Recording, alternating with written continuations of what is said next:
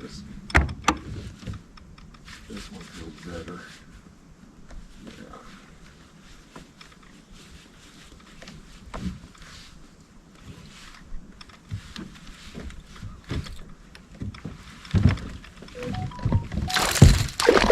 Yeah, this one's better than the other ones I've been catching.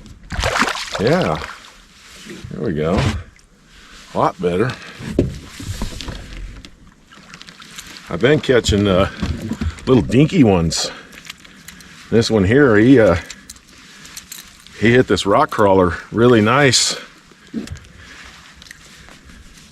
that one of those? I don't know. It might be one of those mean mouths they call them. I'm not 100% sure though. Got him right here, that little opening there.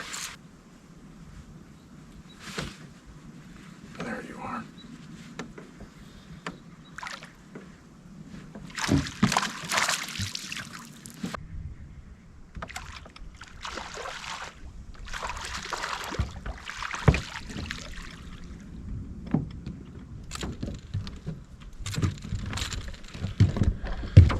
So I'm just covering a lot of water.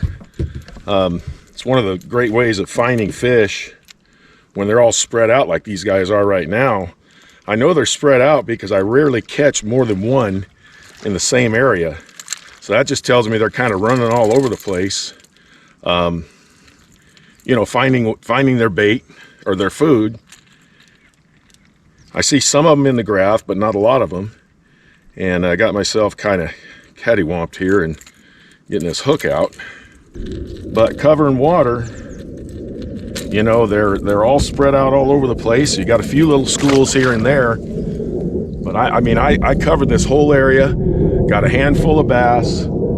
Several of them probably are going to be over here, and I just keep that trolling motor going and keep covering that water.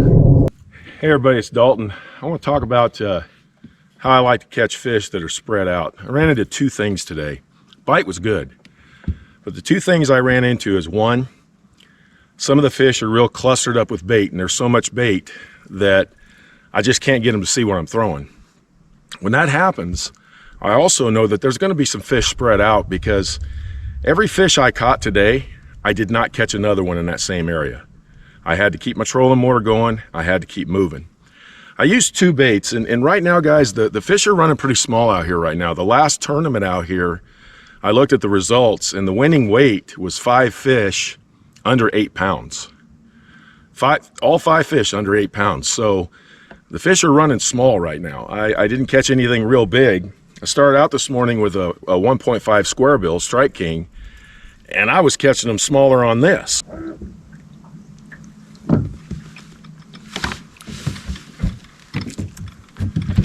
Just a little bitty guy on a square bill here.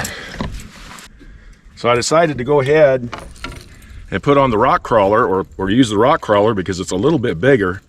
Quality came up a little bit, but it wasn't great, but the bite was good. So when I'm looking for fish that are spread out, I'm typically going to use a crankbait. Now here's the key. I like to use a crankbait that doesn't have a rattle. When it's kind of like this, where there's not much of a breeze, sort of calm, the water's getting dingied up. It usually does about this time of the year. I like that because it's harder for the fish to figure out what I'm throwing at them. And so that's when I like to use a crankbait that does not have a rattle. And this one here doesn't have a rattle in it. So I get up all against these rocks. I'll throw out in the open. I'll get back on the rocks, throw back out in the open, hit every point, keep my trolling motor up on 4 or 5, and just move. And I'm going to catch one here, one here, one here. And I caught quite a few just doing that today. You can do the same thing if you're fishing from the bank line. I used to do this all the time before I had a boat.